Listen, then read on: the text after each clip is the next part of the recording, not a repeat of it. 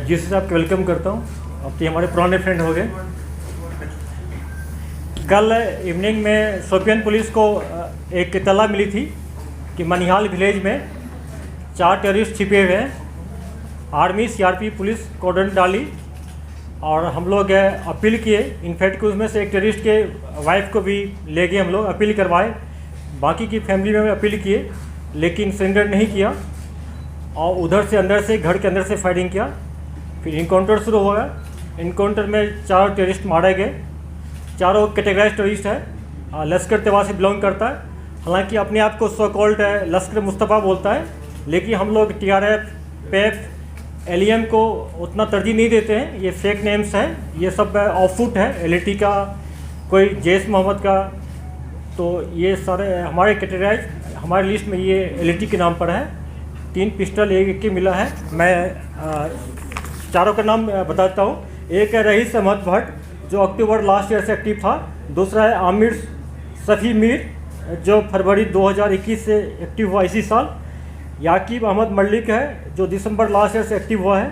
और आफ्ताब अहमद वानी जो लास्ट ईयर नवंबर से एक्टिव हुआ है। फ्रेंड्स, इस साल अभी तक 9 इनकाउंटर्स हुए हैं, जिसमें से कि एक नॉर्थ कश्मीर बाकी साउथ कश्मीर हुआ है।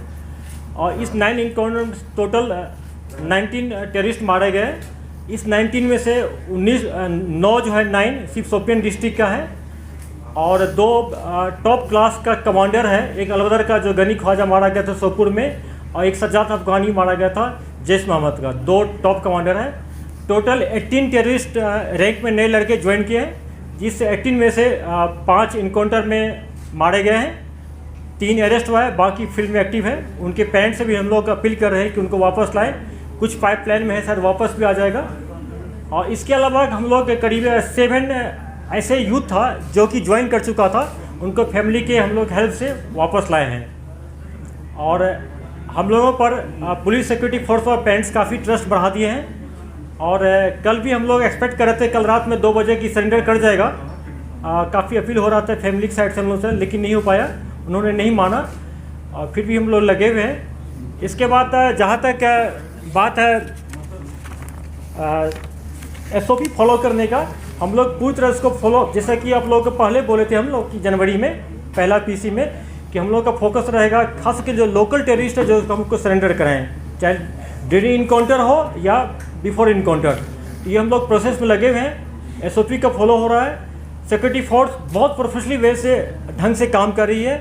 और इसका ही नतीजा है कि इस साल 19 मिलिटेंट मारे गए। उस 19 में से कोई भी सिविलियन का डेथ नहीं हुआ है। ये फैक्ट है कि हमारे एक आर्मी के जवान का देहांत तो हो गया था, शहीद हो गए थे ID ब्लास्ट में।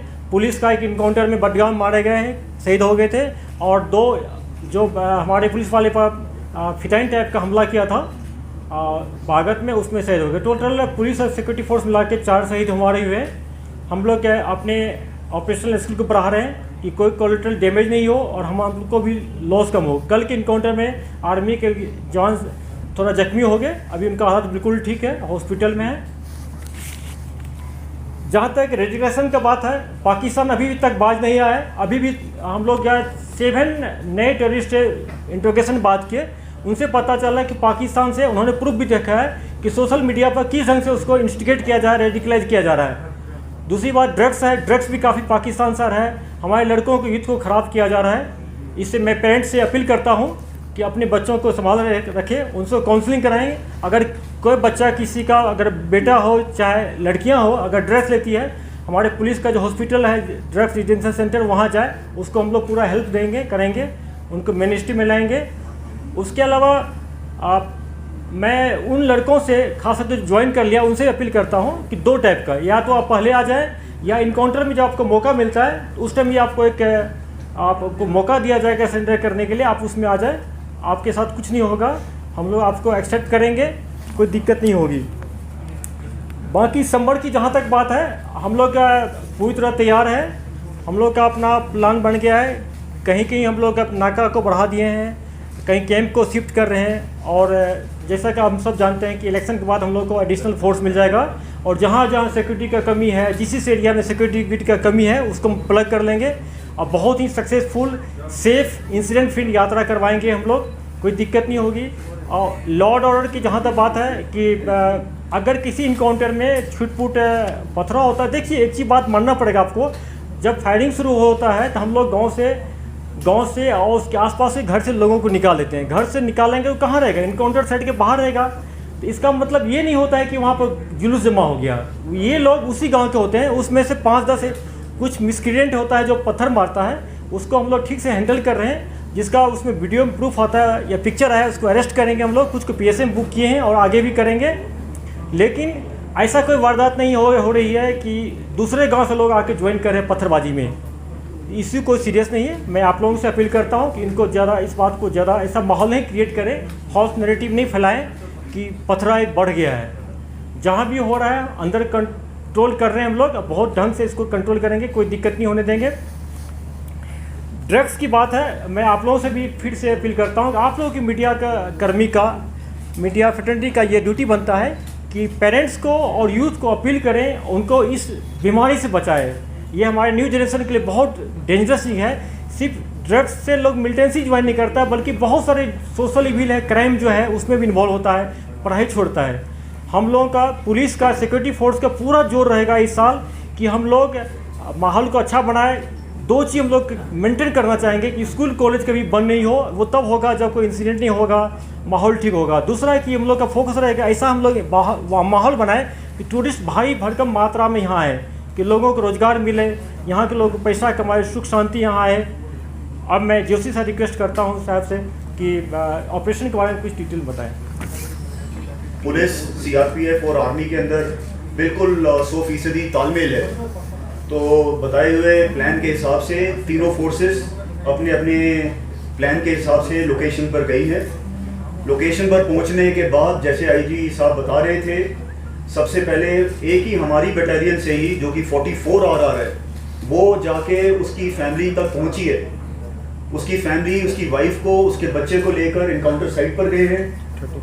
34 RR को उन्होंने उसको हैंड ओवर किया है और 34 RR ने फिर इन लेडी को आगे बढ़कर पहले सरेंडर अपील कराई है।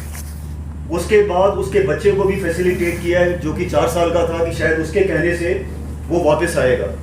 अभी हमें ये पता लग रहा है कि आकिब तो वापस आना चाह रहा था, पर अंदर बैठे हुए 1-2 और जो थे उन्होंने इसको रोक लिया। तो शायद अगर वो आ जाता अपने दिमाग से तो शायद हम उसको बचा लेते। उसके बाद उसके ब्रदर इन लॉ को भी हमने आगे किया, उसने भी जाके उसको सरेंडर अपील के लिए कोशिश करी है।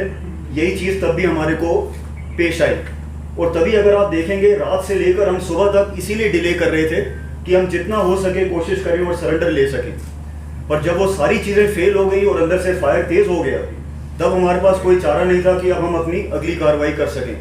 तो आपके ज़रिए, मीडिया भाइयों के ज़रिए यही पैगाम हम सब की तरफ से, IG साहब की तरफ से और कोर कमांडर साहब की तरफ से, मेरी तरफ से, कि जो भी सरेंडर के लिए आना चाहता है लास्ट मोमेंट तक, सारी की सारी सिक्योरिटी फोर्सेस लोकल लड़कों के लिए कमिटेड हैं। अगर लास्ट मिनट तक भी हमारे पास होगा, हम अपनी जान की परवाह ना करते हुए फिर भी सरेंडर लेंगे।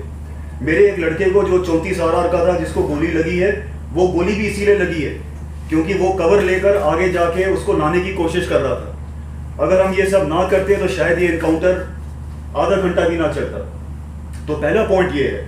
दूसरा पॉइंट ये है कि जैसे IG साहब बता रहे थे, काफ़ी लड़के भारी तादाद में इनडायरेक्टली हमारे तक अपने पैगाम पहुंचा रहे हैं कि वो वापस मेन स्ट्रीम में आना चाह रहे हैं, पर उनके एक आध कोई रिंग लीडर होते हैं जो उनको रोकते हैं। तो आपके ज़रिए अगर हमारा ये पैगाम गांव-गांव तक जाए कि जो भी वापस मेन स्ट्रीम में आना चाहता है, हम उसको बहुत खुशी से वापस शामिल करना चाहेंगे। सारी सिक्योरिटी फोर्सेस उसके लिए भी कमिटेड है। लास्ट मैं 34 RR, 2 सेक्टर RR, CRPF और JKP जो कि बिल्कुल एलीट पुलिस फोर्स बन चुकी है, उन सबको कोर कमांडर साहब की तरफ से, मेरी तरफ से बहुत बहुत धन्यवाद कहना चाहूँगा, क्योंकि इतने प्रोफेशनल तरीके से जो आजकल ऑपरेशंस हो रही हैं वो तब तक नहीं हो सकती जब तक टोटल समन्वय ना हो। Thank you.